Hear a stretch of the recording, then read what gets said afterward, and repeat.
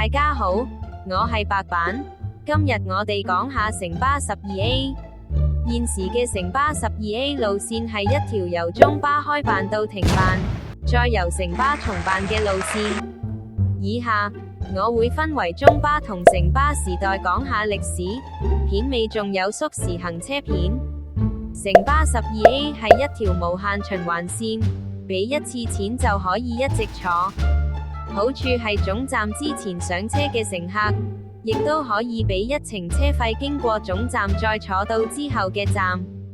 中巴時代，1961年中巴開辦 12A 線，來往統一碼頭及麥當勞道。1972年9月，總站由統一碼頭遷往中環總站。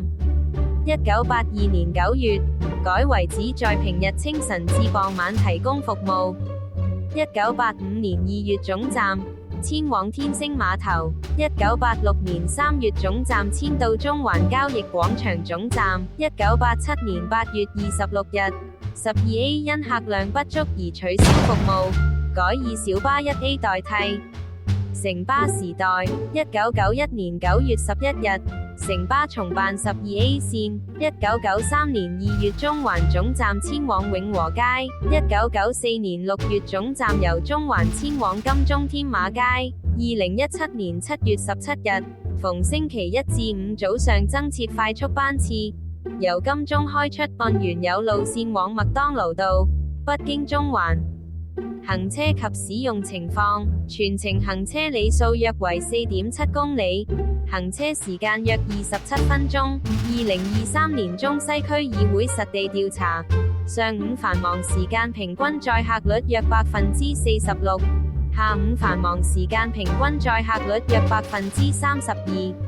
上凡有大量地鐵轉巴士上半山返學嘅學生支撐呢條線。介紹就到呢度先。以下有縮時行車片。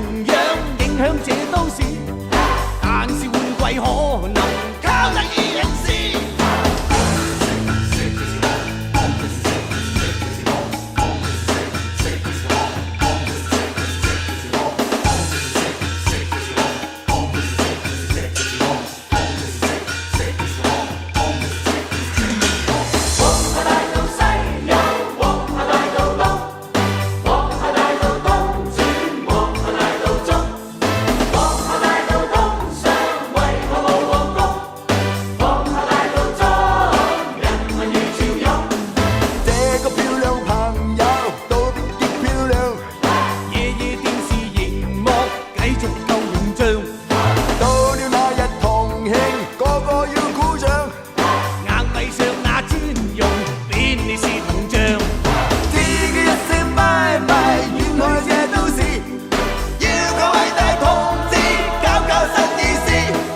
會有鐵路城巴，也會有的士，但是路線可能要問何時。